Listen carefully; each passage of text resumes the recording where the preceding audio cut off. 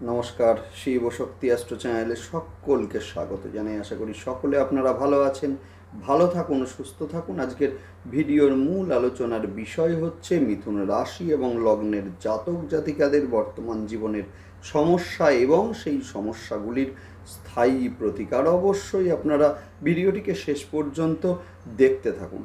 দেখুন তো সমস্যাগুলো আপনারই জীবনের কিনা।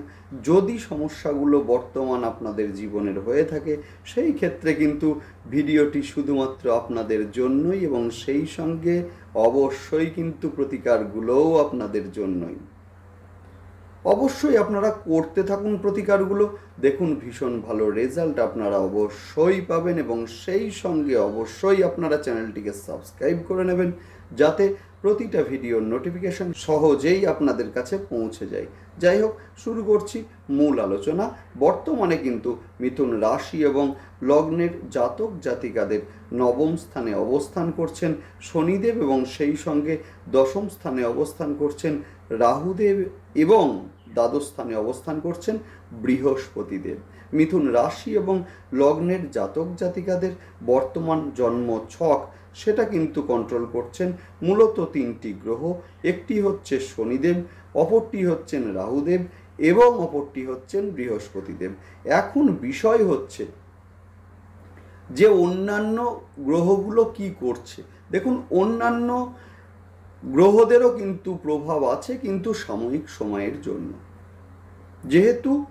যেহেতু অন্যান্য গ্রহদের যে ট্রানজিট বা যে গোচর সেগুলোও কিন্তু সাময়িক সময়ের জন্যই, যদিও সেই সাময়িক সময়ের জন্য নেওয়া কিছু সিদ্ধান্ত সেগুলোর কিন্তু ফল দীর্ঘস্থায়ীও হতে পারে। সেই কারণেই কিন্তু গ্রহের গোচর দেখে আমাদের সিদ্ধান্তগুলোকে নেওয়া উচিত। এখন বর্তমানে কিন্তু নবমে শনিদেব অবস্থান করলেও আমাদের জন্ম ছকের ভাইটাল জায়গাগুলোতে তিনি দৃষ্টি দিয়ে বসে আছেন, যার ফলে কিন্তু আমাদের জন্ম ছকের নিয়ন্ত্রক হয়ে উঠেছেন মূলত শনিদেব এবং সেই সঙ্গে রাহু। এখন বিষয় হচ্ছে যে শনিদেব মূলত কতদিন ওখানে থাকবেন। শনিদেব মূলত থাকবেন ওখানে 29শে মার্চ রাত্রি 11টা 7 পর্যন্ত। সুতরাং সমস্যাগুলোও কিন্তু আমাদেরকে বয়ে নিয়ে যেতে হবে মার্চ পর্যন্ত, অর্থাৎ 29শে মার্চ রাত্রি 11টা 7 পর্যন্ত। এখন বিষয় হচ্ছে যে সমস্যাগুলোকে কি আমাদের এতদিন পর্যন্ত টানতে হবে? একদমই না। অবশ্যই আপনারা শুনে নিন যদি সমস্যাগুলো আপনাদের জীবনের হয়ে থাকে অবশ্যই আজ থেকেই আপনারা প্রতিকারগুলো শুরু করুন। দুর্দান্ত রেজাল্ট আপনারা অবশ্যই পাবেন। শুরুতেই বলবো, নবম স্থানে শনিদেবের অবস্থান, যার ফলে হায়ার এডুকেশনের ক্ষেত্রে একটা বাধা বা উচ্চশিক্ষার ক্ষেত্রে একটা বাধা আসছে এবং সেই সঙ্গে বিদেশে যারা যেতে চাইছেন শিক্ষার কারণে সেই ক্ষেত্রে কিন্তু বারংবার একটা বাধার সৃষ্টি হচ্ছে। সেই সঙ্গে মূলত পিতার শরীর নিয়েও একটা দুশ্চিন্তা সেইটা কিন্তু এই সময় দেখা দিচ্ছে। ভাগ্যের উত্থান পতন, অর্থাৎ যে কাজ আপনি করতে যাচ্ছেন হঠাৎ করে সেই কাজ মূলত আটকে যাচ্ছে বা সাকসেসের জায়গায় এসেও আটকে যাচ্ছে, এই যে জায়গাটা সেইটা কিন্তু লক্ষ্য করা যাচ্ছে। সেই সঙ্গে বলবো যে নবম স্থানে অবস্থানরত অবস্থায় কিন্তু শনিদেবের মূলত তৃতীয় দৃষ্টি পড়ছে আপনাদের একাদশ ঘরের ওপরে, যার ফলে সাকসেস রেট সেটা কিন্তু অনেকাংশে হ্রাস পেয়েছে। সেই সঙ্গে আমরা দেখব হওয়া কাজ আটকে যাচ্ছে। যে কাজ হয়তো আজকে হওয়ার কথা ছিল সেই কাজ হঠাৎ করেই দেখছেন ডিলে হয়ে যাচ্ছে বা প্রসপন্ড হয়ে যাচ্ছে। সেই সঙ্গে একাদশ স্থান আমাদের অর্থের ঘর, অর্থাৎ আর্থিক দিক থেকেও কিন্তু মিথুন রাশি এবং লগ্নের জাতক জাতিকারা যথেষ্ট চাপে রয়েছেন।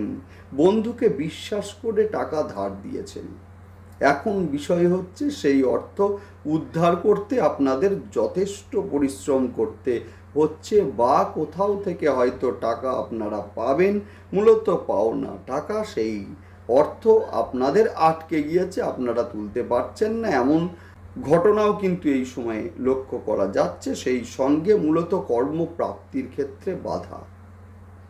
বিষয়টা কি?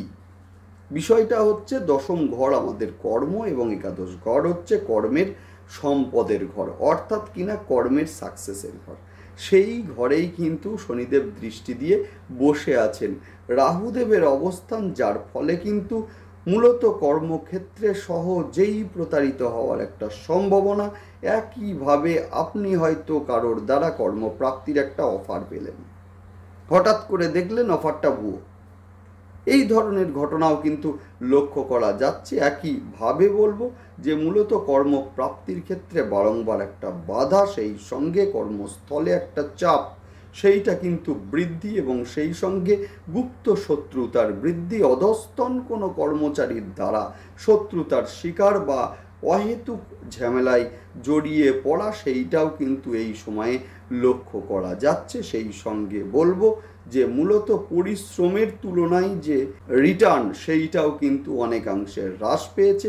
বিবাহের ক্ষেত্রে বারংবার একটা বাধার সৃষ্টি হচ্ছে। দেখুন, সপ্তম স্থান, সেটা আমাদের বিবাহ হলেও একাদশ স্থান কিন্তু বিবাহের সাকসেস, সেইটা কিন্তু দিয়ে থাকে। সেই সঙ্গে আমরা বলবো যে চতুর্থে কেতুদেবের অবস্থান, যার ফলে কিন্তু বারংবার আপনি বাড়ি কিনতে চাইছেন বা ফ্ল্যাট কিনতে চাইছেন বা জমি কিনতে চাইছেন, কোনো না কোনো কারণে আটকে যাচ্ছে। অথবা জায়গা আছে, বাড়ি করতে চাইছেন, সেই ক্ষেত্রে বলবো যে বাড়ি মূলত করতে করতে আটকে যাচ্ছে। এই ঘটনাও কিন্তু লক্ষ্য করা যাচ্ছে। সেই সঙ্গে মায়ের অসুস্থতা সহজে ধরা পড়ছে না, ডাক্তার দেখাচ্ছেন কিন্তু ধরা পড়ছে না। সেই সঙ্গে বলবো শিক্ষার্থীদের ক্ষেত্রে কিন্তু মূলত এই সময়ে পরিশ্রমের মাত্রা বৃদ্ধি পেয়েছে। গভীর জ্ঞান, মূলত কেতু হচ্ছে গভীর জ্ঞান। গভীর জ্ঞান নিয়ে তবেই কিন্তু সাকসেস পাওয়া যাবে, নচেত কিন্তু নয়।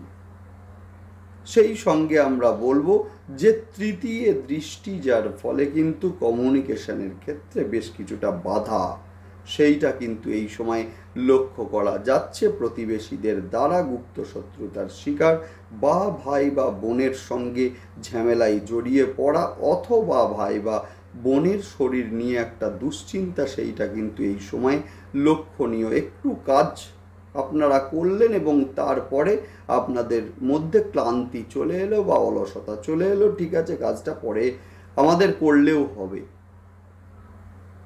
বা মাঝে মাঝেই আপনাকে ক্লান্ত মনে হচ্ছে। এই যে বিষয়টা, একমাত্র জলতত্ত্বের রাহু, এবং সেই সঙ্গে তৃতীয় স্থানে শনিদেবের দৃষ্টি, যার ফলে অর্থাৎ মূলত তৃতীয় স্থান আমাদের কাজের এনার্জি, এবং সেই জায়গায় শনিদেবের দৃষ্টি, যার ফলে কি হচ্ছে, যার ফলে আমাদের এই যে অলসতা, এই যে ক্লান্তি, সেই জায়গাটা কিন্তু চলে আসছে। বা হাল ছেড়ে দেওয়া, অর্থাৎ বাধা পেলেন, আমার মনে হচ্ছে আমার দ্বারা হবে না, ঠিক আছে পরে দেখছি, এই যে জায়গাটা, সেইটা সৃষ্টি হয়ে যাচ্ছে।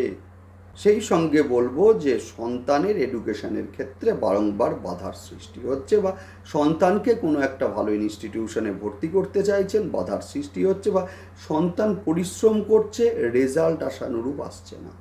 অর্থাৎ কিনা তৃতীয় স্থান হচ্ছে পঞ্চমের একাদশ, সন্তানের সাকসেসের জায়গা। যাদের গর্ভস্থ সন্তান ছিল, এদের ক্ষেত্রে কিন্তু যথেষ্ট সতর্কতার মাত্রা এই সময় বৃদ্ধি পেয়েছে। ষষ্ঠে দৃষ্টি, যার ফলে কিন্তু লোন আটকে যাচ্ছে। এই যে ষষ্ঠ স্থানে শনিদেবের দৃষ্টি, লোন প্রাপ্তির ক্ষেত্রে গিয়েও আটকে যাচ্ছে, অথবা লোন নিয়েছেন কিন্তু লোনের জালে জর্জরিত হচ্ছেন। শোধ করার ক্ষেত্রে যথেষ্ট দুশ্চিন্তা রয়েছে। সেই সঙ্গে নিজের শরীর নিয়ে বেশ কিছুটা চিন্তার মধ্যে পড়তে হচ্ছে, বিশেষ করে কোমর হাঁটু অস্থিজনিত সমস্যা, সেই সঙ্গে পেটের সমস্যায় ভুগতেও লক্ষ্য করা যাচ্ছে। ব্যবসার ক্ষেত্রে বেশ কিছুটা উত্থান পতন, সেইটাও কিন্তু এই সময় লক্ষণীয়। দ্বিতীয় স্থানে রাহুদেবের দৃষ্টি, ফলে হঠাৎ করেই অর্থের ব্যয়, সেই সঙ্গে কুটুম্বকুলের মধ্যে একটা গ্রহণযোগ্যতার হ্রাস বা গুপ্ত শত্রুতার সৃষ্টি। এই যে সমস্যাগুলো, এখন বিষয় হচ্ছে সমস্যা যখন আছে ওষুধও তখন আছে। এখন এই যে সমস্যাগুলো, এই সমস্যাগুলোকে কি আমাদের মূলত গ্রহের গোচরের জন্য অপেক্ষা করতে হবে, না সমাধান আছে? অবশ্যই সমাধান আছে। অবশ্যই আপনারা মূলত প্রতিকারগুলো করুন, ভীষণ ভালো রেজাল্ট আপনারা পাবেন। শুরুতেই বলবো আপনারা যেটা করবেন সেটা হচ্ছে যে কোনো সিদ্ধান্ত নেওয়ার সময় গ্রহের গোচর দেখুন। যে সিদ্ধান্তটা আপনি নিচ্ছেন সেই সিদ্ধান্তটা গ্রহ পারমিট করবে তো, অর্থাৎ গ্রহ আপনার সঙ্গে আছে তো, সেইটা দেখে নিন। অবশ্যই আপনারা চ্যানেলটিকে সাবস্ক্রাইব করে নিন, যাতে গ্রহের গোচরের সঙ্গে সঙ্গে প্রতিটা ভিডিওর নোটিফিকেশন আপনাদের কাছে খুব সহজে পৌঁছে যায়। নেক্সট আলোচনা করব যাদের জন্মছকে শনিদেব বকরি আছেন বা নিচস্থ আছেন বা শত্রু গৃহগত আছেন। একটাই কথা বলবো, সেটা হচ্ছে প্রতি সোমবার এবং শনিবার করে রুদ্রাভিষেক আপনারা করুন জল দিয়ে। অবশ্যই দুর্দান্ত ভালো হবে এবং সেই সঙ্গে দুধ দেবেন। দ্বিতীয় স্থান মানে কর্কটের ঘর, সামান্য দুধ একটু দেবেন এবং সেই সঙ্গে বলবো অভিষেক আপনারা করুন এবং সোমবারের দিন রুদ্রাভিষেকের পরে একটু কালো তিল মহাদেবকে অর্পণ আপনারা করুন। মা দক্ষিণা কালীর ধ্যান মন্ত্র পাঠ করুন অথবা মোবাইলে চালিয়ে শুনুন, দুর্দান্ত রেজাল্ট আপনারা পাবেন। লেবার শ্রেণীর লোক বা যে কোনো প্রতিবন্ধী মানুষ, এদেরকে সম্মান দিন, আপনার মুখের কথাই যেন তারা আঘাতপ্রাপ্ত না হয়। শনিদেব নির্দেশ করেন লেবার শ্রেণীর মানুষকে এবং প্রতিবন্ধী মানুষকে, অর্থাৎ আঘাত করবেন না। রাস্তায় যদি কালো কুকুর দেখতে পান অবশ্যই খেতে দিন, বাড়িতে পুষবেন না।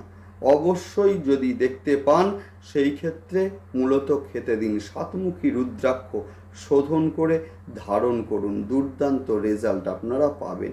বাড়ির পশ্চিম দিকে যাদের টয়লেট বা রান্নাঘর আছে, হওয়া কাজ আটকে যাবেই যাবে। দেখুন, পশ্চিম দিক হচ্ছে আমাদের ইচ্ছা পূরণের জায়গা, পশ্চিম দিক হচ্ছে শনিদেবের জায়গা। অবশ্যই আপনারা কাউকে দিয়ে বাস্তু সংস্কার করিয়ে নিন অথবা তামার বাস্তুযন্ত্র কিনে আপনারা বাড়িতে প্রতিষ্ঠা করুন, একটু ফুল দিন, খুব ভালো রেজাল্ট আপনারা পাবেন। সেই সঙ্গে কোনো কর্মে যাওয়ার সময়ে কালো পোশাক বর্জন করুন। রাহুদেব দশমে, সেই সঙ্গে আবার জলতত্ত্বের ঘরে, যার ফলে কিন্তু কর্মের ক্ষেত্রে একটা দোদুল্যমান অবস্থার সৃষ্টি হচ্ছে। শ্বেতচন্দন আপনারা ব্যবহার করুন ফোঁটা হিসাবে বা গলায়, অথবা যে কোনো কাজে যাওয়ার সময় শ্বেতচন্দনের একটু ছোট কাঠ সঙ্গে রেখে দিন। রূপোর হার পরিধান করুন।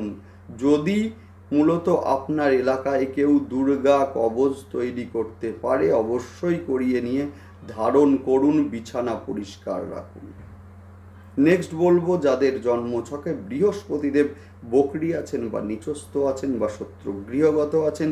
দেখুন, বৃহস্পতিদেব আপনাদের দশম স্থানের অধিপতি এবং সেই সঙ্গে সপ্তম স্থানের অধিপতি, অর্থাৎ প্রতিদিন আপনারা 21 বার করে মা তারার গায়ত্রী মন্ত্র জপ করুন। 21 বার কেন? বৃহস্পতির সংখ্যা 3, এই যে 21, 2 আর 1 3, অর্থাৎ অবশ্যই আপনারা মা তারার গায়ত্রী মন্ত্র অবশ্যই আপনারা পাঠ করুন। সেই সঙ্গে স্নানের জলে প্রতি বৃহস্পতিবার সামান্য কাঁচা হলুদ দিয়ে স্নান আপনারা করুন, ভীষণ ভালো রেজাল্ট আপনারা পাবেন। রুদ্রাভিষেকের সময় বৃহস্পতিবারের দিন একটু হলুদ মানে কাঁচা হলুদ দিয়ে মহাদেবকে অভিষেক আপনারা করুন, দুর্দান্ত রেজাল্ট আপনারা পাবেন। যাই হোক, ভালো থাকুন, দেখতে থাকুন এবং সেই সঙ্গে অবশ্যই আপনারা চ্যানেলটিকে সাবস্ক্রাইব করে নেবেন। নমস্কার।